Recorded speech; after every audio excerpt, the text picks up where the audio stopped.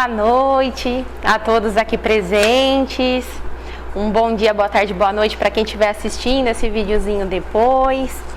É com muita alegria que eu inicio essa palestra aqui hoje, né? Porque hoje é dia 6 de setembro. Para quem me conhece, sabe que é um dia que eu adoro. Assim como existem, né, as datas comemorativas, Dia das Mães, Dia dos Pais, o aniversário é o meu dia. E hoje é o meu aniversário, gente. Então é um dia assim de agradecer muito a Deus, né, pela oportunidade da existência, agradecer aos meus pais por terem me recebido, meu irmão pelo companheirismo de sempre, agradecer pela nova família que eu formei, com Jefferson, minhas filhas, meu sogro, minha sogra, meu cunhado, minha cunhada, todos meus tios, enfim, né, ter crescido a minha família e que são pessoas maravilhosas. Agradecer a todas as pessoas que de alguma maneira fazem parte da minha vida e que me ajudaram a ser quem eu sou. É um dia que eu faço muitas reflexões também, né? Eu penso o que teve de melhor nesse meu último ano, o que teve de mais triste, quais são os meus novos objetivos, né? Quais objetivos que eu alcancei. E aí os dias vão passando e eu vou tentando manter o planejamento da melhor maneira possível. E eu gostaria de compartilhar com vocês um grande presente que eu ganhei hoje. Alguém arrisca um palpite? Um chocolate? Uma flor? Um sapato? Gente, ó, se vocês forem dar um presente e for dar um sapato, dá pelo menos um par de sapatos, né? Não vai dar um sapato só, porque eu acho que a pessoa não vai gostar muito. Mas brincadeiras à parte, o grande presente, pessoal, que eu ganhei no dia de hoje é justamente esse daqui. É ter a oportunidade de estar aqui com as minhas próprias pernas, usar a minha voz e poder compartilhar com todos vocês o que eu tenho aprendido nesses meus 33 anos de vida. Quando eu era criança, pessoal, eu já amava fazer aniversário. Já amava, desde sempre. E eu me lembro também, quando criança, que as pessoas, assim, me rotulavam muito de chorona. A minha mãe me falava que eu era, na verdade, uma criança sensível, né? Que não tinha problema nenhum eu ser desse jeito. Mas esse rótulo de chorona não me soava bem, sabe? Tanto que isso me acompanhou por muitos e muitos anos. Quando eu tinha mais ou menos uns 22, 23 anos, que eu trabalhei numa grande empresa, né? Trabalhei no RH dessa empresa, foi aí que eu internalizei que, na verdade, o chorona não era um sinônimo de inferioridade, e sim uma qualidade, né? Ser sensível é sim uma qualidade que todos nós devemos buscar. E o que, na verdade, eu tinha que fazer era filtrar essa emoção mediante ao que me causava o choro, né, para eu ter clareza, para eu ter discernimento, né, naquela situação. Mas esse é o primeiro assunto que eu gostaria de conversar com vocês, pessoal, a respeito da infância, né? Todos nós formamos as nossas crenças sobre o mundo, sobre as pessoas e sobre nós mesmos na infância. E as pessoas responsáveis por nós, não necessariamente os nossos pais, mas aqueles que mais conviveram conosco nesse tempo, são aqueles que direcionam, que nos ajudam a formar essa nossa visão, né? A criança, ela não sabe verbalizar o que ela sente, mas ela compreende com o coração. Até porque ela é um espírito que traz as suas tendências, percepções e instintos naturais, que vão aflorando de acordo com o desenvolvimento da intelectualidade. Como a gente vê no Livro dos Espíritos, os espíritos ingressam na vida corpórea para se aperfeiçoarem, para se melhorarem. E a fragilidade dos primeiros anos os torna flexíveis, acessíveis aos conselhos da experiência e daqueles que nos fazem progredir. Então, se pode reformar o seu caráter e reprimir as suas más tendências. E esse é o dever que Deus confiou aos pais, missão sagrada pela qual terão que responder. Mas no início de tudo mesmo, ao aproximar-se da encarnação, o espírito ele entra numa perturbação e perde pouco a pouco a consciência de si mesmo. É uma espécie de sono, pessoal, durante o qual todas as nossas faculdades, todas as nossas qualidades, as nossas tendências, elas permanecem em estado latente. É como se estivesse dormindo conosco também. É necessário esse estado de transição para que o espírito, tendo um novo ponto de partida, possa se esquecer, de tudo aquilo de ruim que já aconteceu nas existências passadas e esquecer tudo aquilo que possa entravar a nova existência. Então, por isso que a gente não lembra das nossas vidas passadas, É uma bênção, na verdade, que Deus nos dá. Deus envia, então, esses seres maravilhosos a novas existências, com essa aparência da inocência, que são as crianças.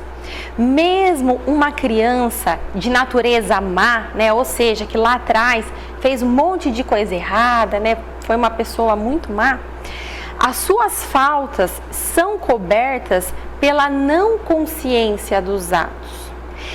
Essa inocência, pessoal, não é uma superioridade real em relação ao que elas eram antes, Não é porque elas são crianças agora que tudo de ruim foi apagado.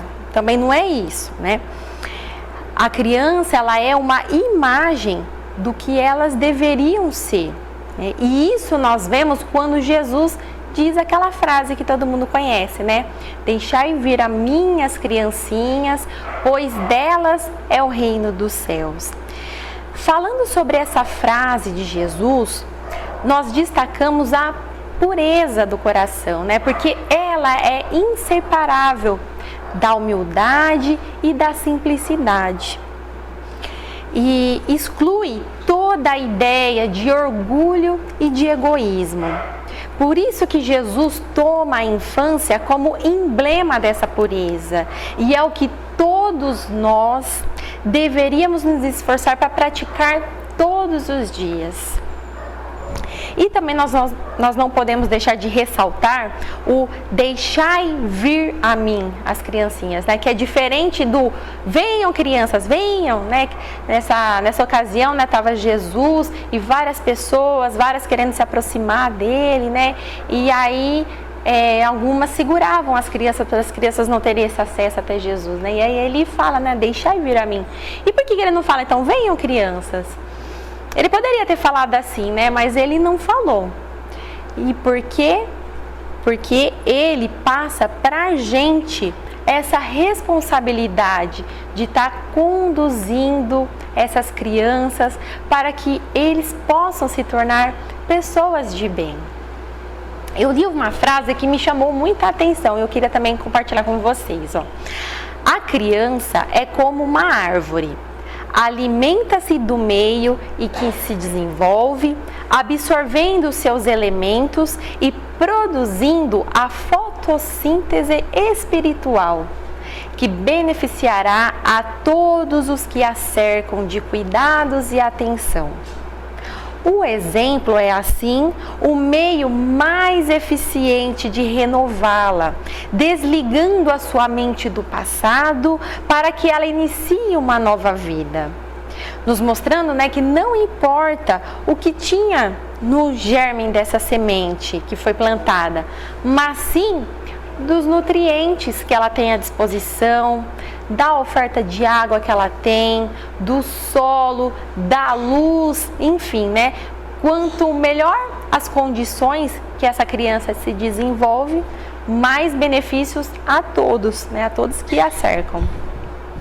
Tem um livrinho, pessoal, que eu gosto muito, que é o Conduta Espírita, né? Ele é das mãos de Chico Xavier, do Valdo Vieira, pelo espírito de André Luiz. E tem uma liçãozinha lá que fala perante a criança. Eu separei algumas frases aqui para a gente conversar.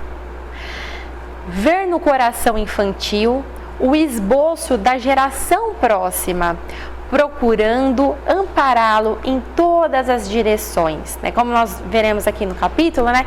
Ele mostra a importância de proteger a criança em todas as áreas. Orientação da infância, profilaxia do futuro, né? O que é profilaxia, né?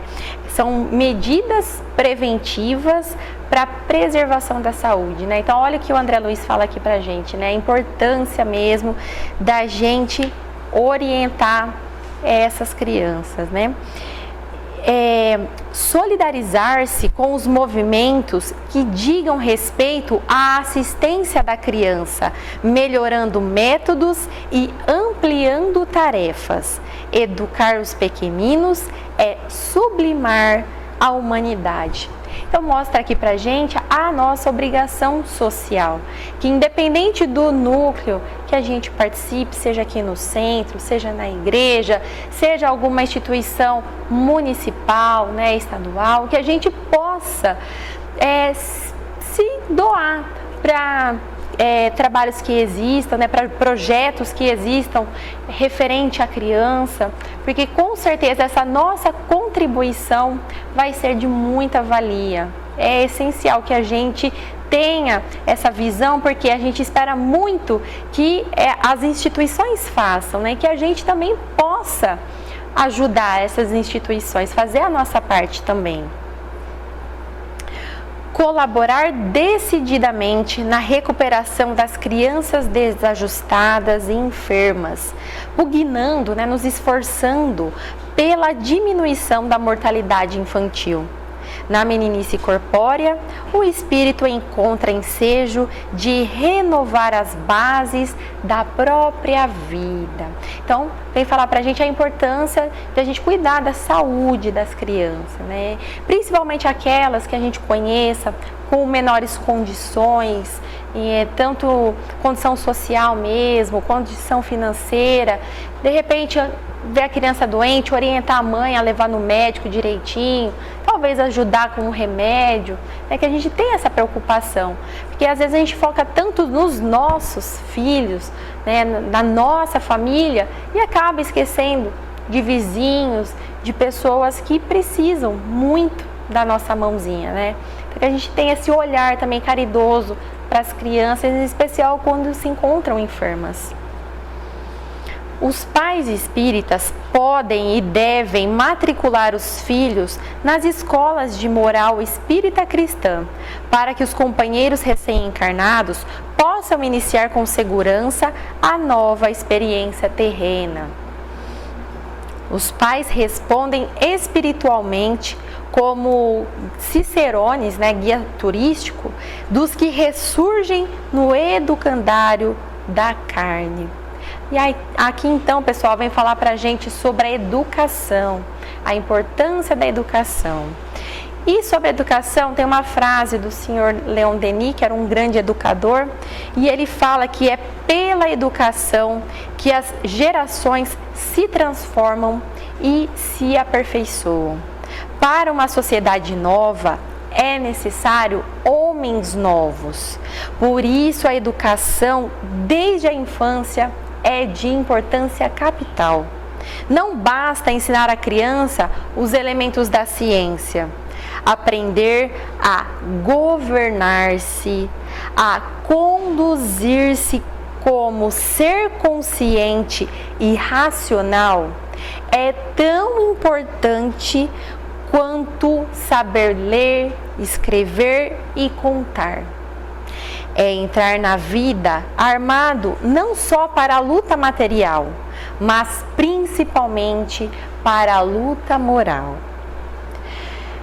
Aí o outro tópico, né? Distribuir incessantemente as obras infantis da literatura espírita, de autores encarnados e desencarnados, colaborando de modo efetivo na implantação essencial da verdade eterna. O livro edificante vacina a mente infantil contra o mal. Então, mais uma vez, dá uma pincelada aqui sobre a educação e também sobre a cultura, né, gente? De repente, um aniversarinho, o que eu dou de aniversário? Olha que presente ótimo, né? Você dá um livro, se possível, né, da doutrina espírita, porque a partir desses pequenos ensinos, a partir de um livro que a criança lê, ela vai absorvendo, como ele diz aqui, como uma vacina que ele toma hoje e que vai ter os benefícios por longos e longos anos.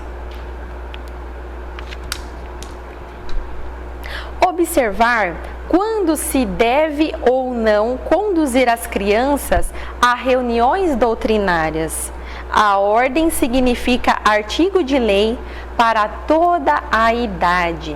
Então, aí ele está falando que nem assim, você deve levar a criança, que nem, por exemplo, deixa a criança aqui na missa, né? Deixa a criança lá na missa, enfim, né? Em todos os templos religiosos. E ele fala aqui pra gente que é importante sim que a criança tenha a frequência, tenha o contato com o ensinamento edificante, mas é mais interessante que ela tenha um local reservado para ela. Por quê? A criança aqui, ela vai absorver conhecimento? Alguma coisa vai, mas se ela tiver um lugar próprio, um amparo, né, um planejamento, uma programação toda específica para ela, ela vai absorver muito mais. Então, para a gente ter, então, sempre que possível, esses locais específicos para as crianças, para que elas possam angariar ainda mais, né, no seu espírito, esses conhecimentos. Eximir-se de prometer às crianças que estudam quaisquer prêmios ou dádivas como recompensa ou falso estímulo pelo êxito que venham a atingir no aproveitamento escolar, para não viciar-lhes a mente. A noção de responsabilidade nos deveres mínimos é o ponto de partida para o cumprimento das grandes obrigações. Então aqui vem falar pra gente, né, a respeito da gente preparar as crianças para a vida, né? Se a gente ensinar a criança que ela deve fazer uma lição, que ela deve fazer uma tarefa e que se ela fizer direitinho ou se ela fizer rápido, enfim, ela vai ganhar tal coisa, vai ganhar um chocolate, vai ganhar alguma recompensa, é uma coisa totalmente fora, porque com certeza vai ser um adulto que quando ele for sair da casa dele, ele só vai atrás de dinheiro. Ele só vai buscar, ele só vai no trabalho para quê? Eu só vou ganhar dinheiro, só vou buscar a minha recompensa. E ele não vai conseguir enxergar todos os benefícios que o trabalho traz. Ele não vai enxergar o quanto ele está sendo útil, o quanto é bom você poder sair, você poder auxiliar, você poder desenvolver algo, não é verdade? Então, essas crianças precisam ser moldadas de maneira que a responsabilidade já seja desde sempre, desde cedo. Não é porque é criança, não, é criança, Mari. Mas é aí que a gente tem que pegar firme. Porque lá na frente, para a gente querer mudar, é muito mais difícil. Bom, mas a menina Marielle foi crescendo e virou uma adolescente. Eu lembro que eu queria sair mais de casa, que eu queria trabalhar, queria muito ganhar meu dinheirinho. Eu lembro, inclusive, que o meu primeiro currículo eu tinha 14 anos. Mas os meus pais queriam que eu estudasse, ainda bem. Então eu só comecei a trabalhar com 17 anos. Mas o que falar da adolescência, esse período tão conturbado, tantas modificações, não é mesmo? No livro Missionários da Luz, né, o instrutor de André Luiz, que lá no caso é o Alexandre, ele nos esclarece que mais ou menos com 14 anos, uma importante glândula que a gente tem aqui, ó, no meio do nosso cérebro, chamada epífise, ela sai de uma posição estacionária, né, quanto às atribuições essenciais, e ela recomeça a funcionar nesse período. Então, o que representava controle no período infantil, né, o que era um freio no período infantil, agora ele fala que é fonte criadora e válvula de escapamento, né? A glândula reajusta-se ao corpo e reabre os seus mundos maravilhosos de sensações e de impressões na esfera emocional. Entrega-se à criatura a recapitulação da sexualidade, examina o inventário das suas paixões vividas em outras épocas, né, nas outras encarnações, que reaparecem sobre fortes impulsos, né? Ou seja, aqui os jovens demonstram bem as suas tendências que ele traz das outras encarnações. A ciência, a tecnologia, vem ampliando cada vez mais o conhecimento humano, né? Nos trazendo comodidade e realizações que auxiliam o desenvolvimento da vida, não é mesmo? Mas é preciso cuidado, porque esses excessos vão na contramão do desenvolvimento moral e ético. E as grandes vítimas acabam sendo quem? Os jovens, né? Porque eles se deixam atrair, né, para essa onda aí por conta da sua imaturidade e traz então grandes prejuízos às suas existências. Então, ter o último celular, né, da última geração, ter roupa da moda, ter o melhor tênis da loja, nada disso pode ser prioridade na vida de ninguém, não é mesmo? E principalmente dos jovens. Então, que a gente consiga orientar esses jovens para que eles não sofram as consequências lá na frente dessa impulsividade, desses excessos que não vão ser bons para suas existências.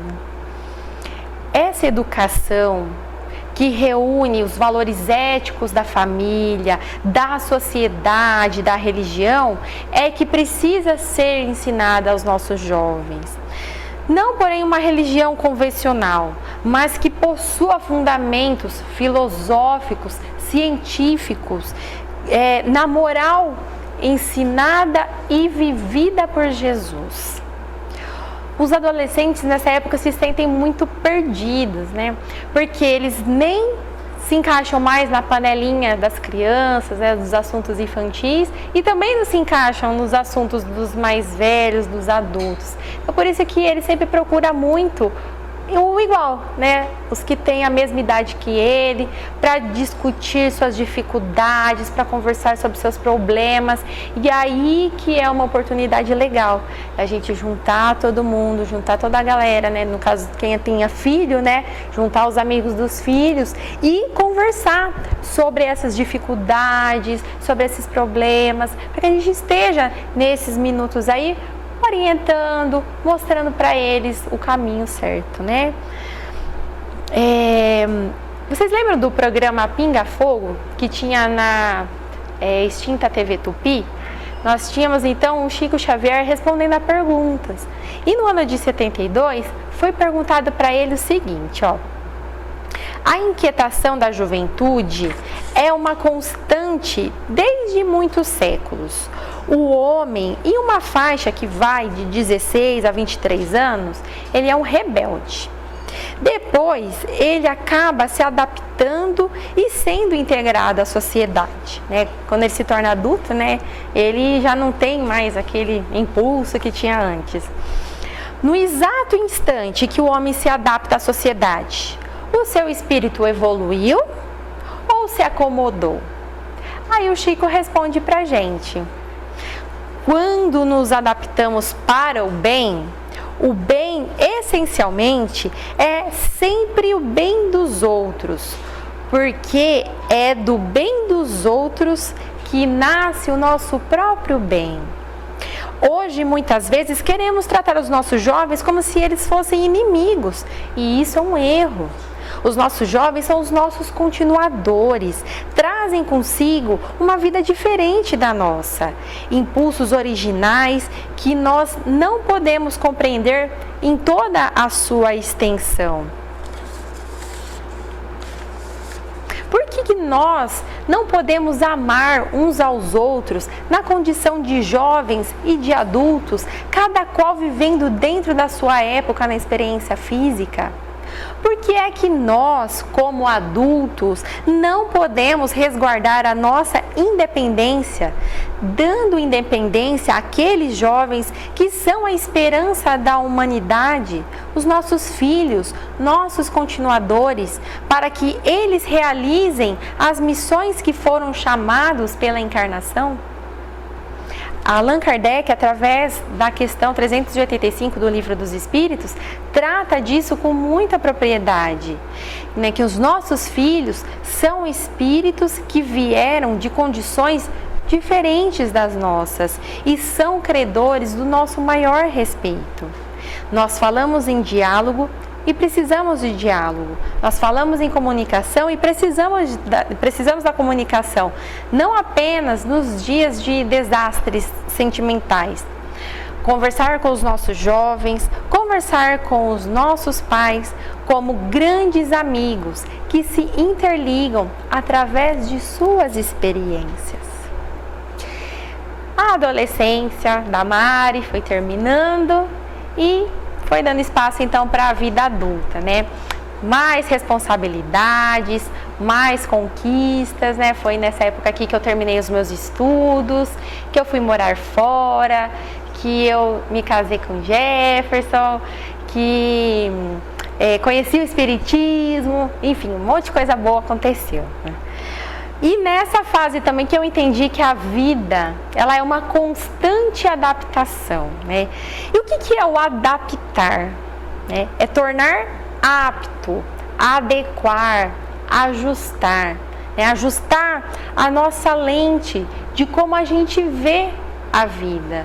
É nesse período que a gente pode parar um pouco e fazer algumas reflexões, para pensar que tudo, né, a bagagem moral que os meus pais me deram, né, tudo que eles me ensinaram, será que é isso mesmo? Será que tem alguma coisa que eu deveria enxergar diferente?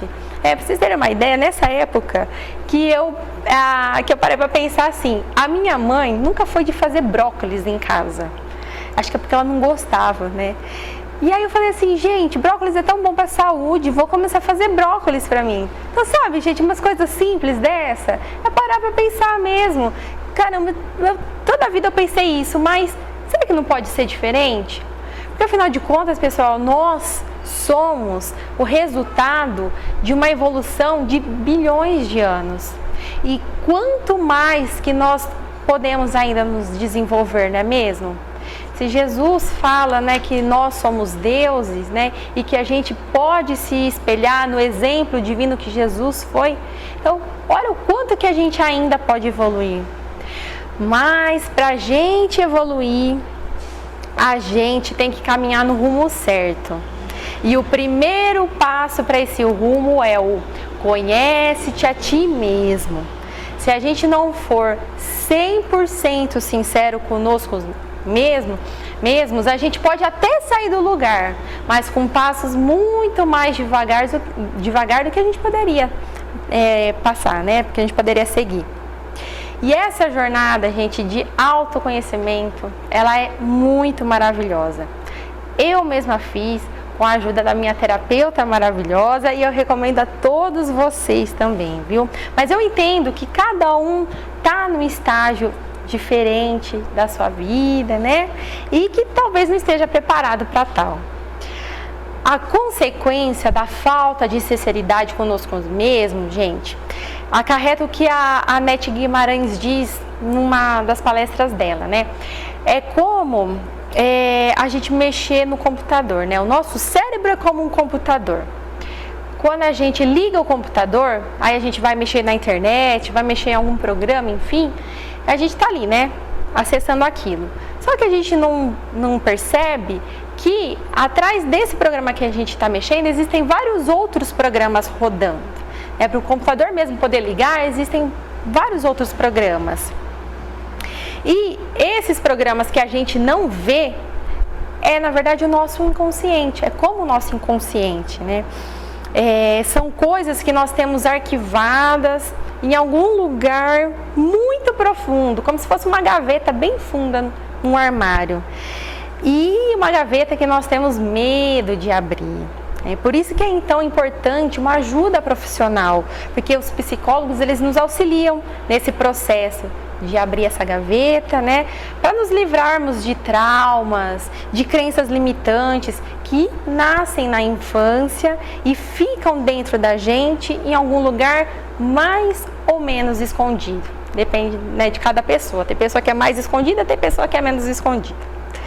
E falando ainda sobre o autoconhecimento, pessoal, o livro Conduta Espírita, mais uma vez, que eu amo muito, nos traz orientações perante nós mesmos, né? Para que a gente possa vigiar as nossas manifestações, não se julgando indispensável e preferindo sempre a autocrítica ao autoelogio, recordando que o exemplo da humildade é a maior força para a transformação das criaturas.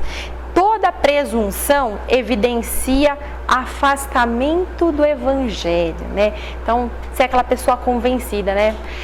Então, que a gente tenha... deixa eu tomar mais uma aguinha. Que a gente tenha isso dentro da gente, que a gente só consegue mudar com humildade, pessoal. E a humildade, ela é tão importante, para vocês terem uma ideia, né, eu pesquisei assim por curiosidade, no livro O Evangelho segundo o Espiritismo, a palavra humildade aparece mais de 60 vezes, para a gente ver o quanto a gente deve exercitá-la. Exercitar a humildade. Render culto à amizade e à gentileza, estendendo-as quanto possível aos companheiros e às organizações, mas sem escravizar-se ao ponto de contrariar a própria verdade, em matéria de doutrina, para ser agradável aos outros.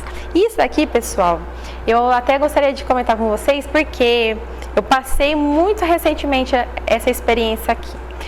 Teve uma senhora que me ligou, ela faz um trabalho muito bonito, ela é de uma outra religião, e aí ela ligou aleatoriamente no meu celular para passar uma mensagem, né, para ler um trechinho da Bíblia. Aí ela leu, ela explicou, né, e aí ela deu uma estendidinha na conversa e ela quis saber a minha opinião sobre a questão da pandemia, se eu achava que era castigo de Deus, o que eu achava de tudo isso, sabe? E aí eu pensei assim, falei, puxa vida, ela é de uma outra religião, mas eu vou falar o que eu penso. E às vezes a gente fica meio assim, receoso do jeito que a pessoa vai receber isso, né? Porque a gente não quer ferir também a fé da outra pessoa. Mas aqui tá falando pra gente que é importante sim, sempre usar a gentileza, sempre a educação que cabe em qualquer lugar, né? Mas que a gente defenda o que a gente pensa, o que a gente acha que é o certo, tá?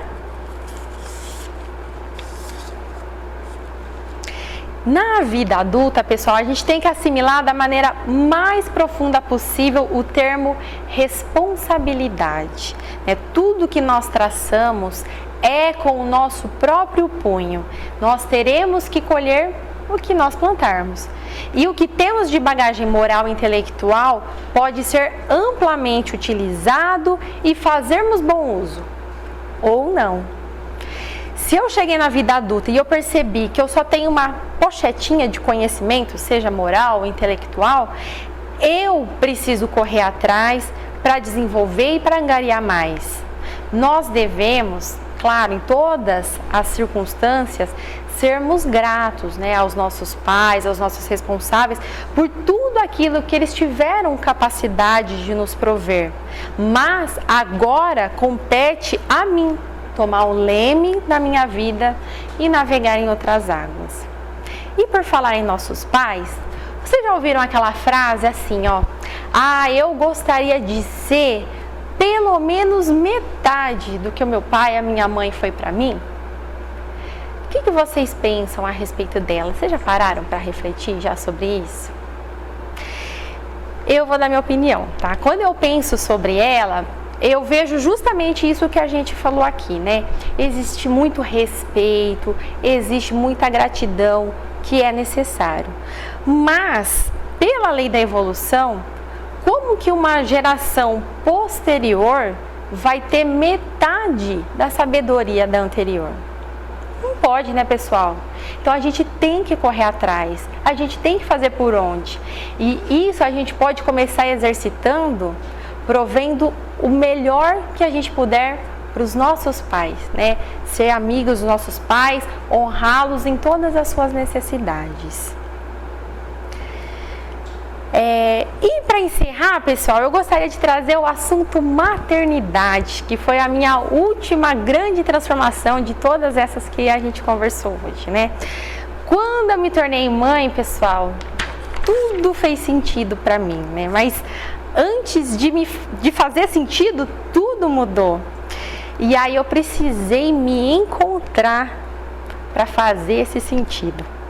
O verdadeiro amor brotou do meu coração, e não que eu não soubesse amar antes, mas esse amor ele vem acompanhado de outras virtudes, né? De abnegação, de resignação. Existe muita felicidade, mas também existe muito medo. No livro dos Espíritos, a questão 890, ó, será uma virtude o amor materno? Ou um sentimento instintivo comum aos homens e aos animais? Então, assim, o amor materno é normal, é igual assim, tanto para a mãe humana quanto para a mãe animal. Aí ele responde que a natureza deu à mãe o amor aos seus filhos no interesse de conservação deles.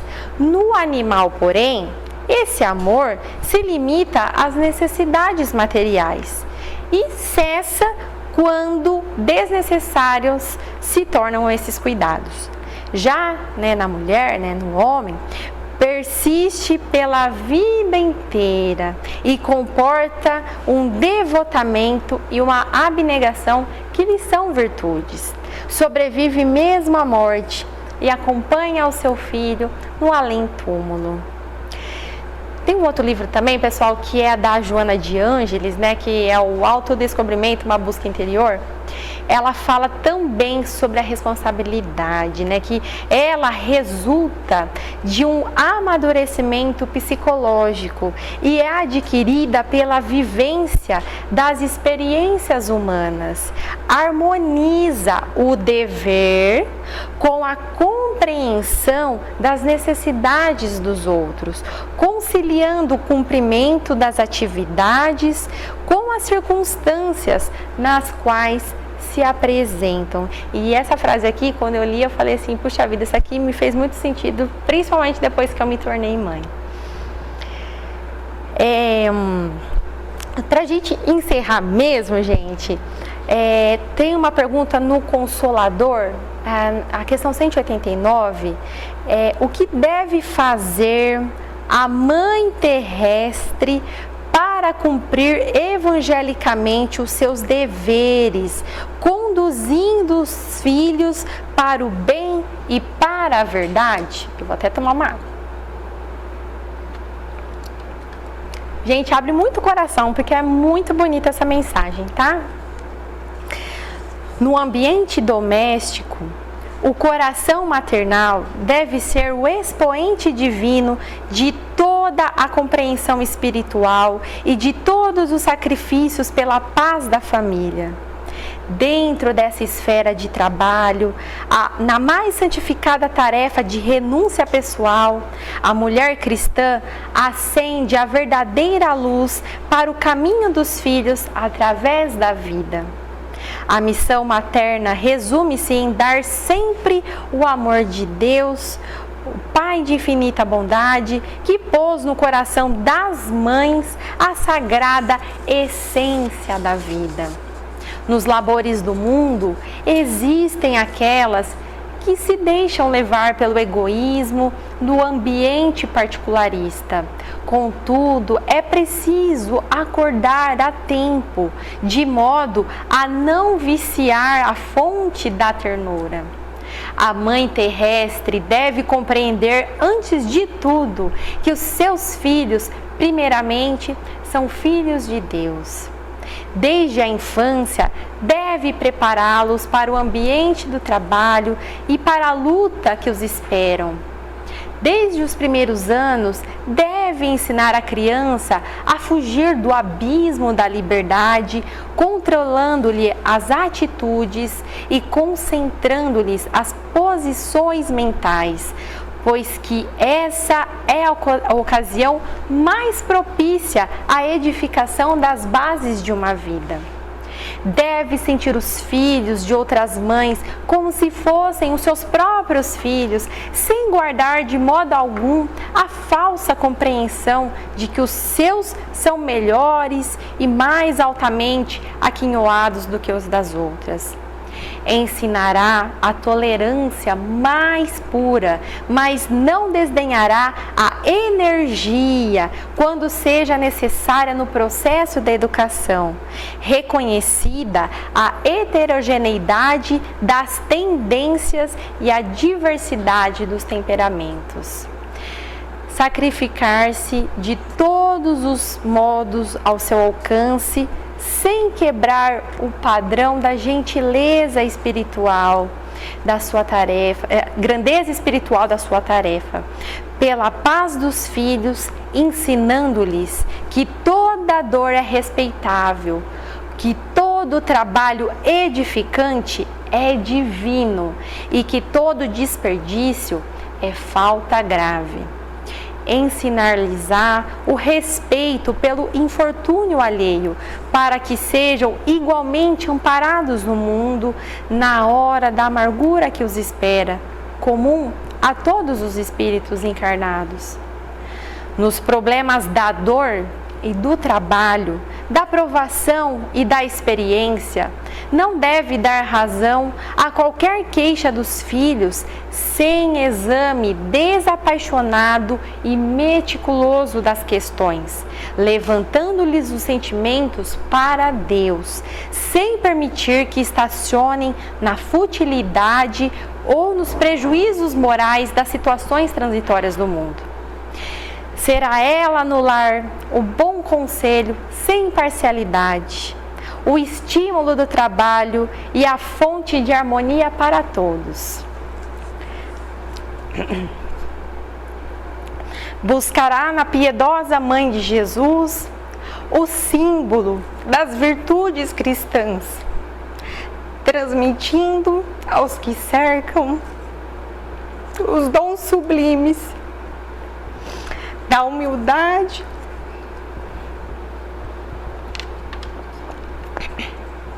e da perseverança, sem qualquer preocupação pelas glórias efêmeras da vida material. Cumprindo esse programa de esforço evangélico, na hipótese de fracassar em todas as suas dedicações e renúncias, compete às mães incompreendidas entregar o fruto dos seus labores a Deus, prescindindo de qualquer julgamento do mundo, pois que o Pai de misericórdia saberá apreciar os seus sacrifícios e abençoarão as suas penas no instituto sagrado da vida familiar. Pessoal, essas eram as palavras que eu tinha para passar para vocês. E eu espero que, assim como hoje foi um grande presente para mim, que isso daqui também possa ser um presente para todos vocês. Muito obrigada por tudo. Que Deus nos abençoe sempre.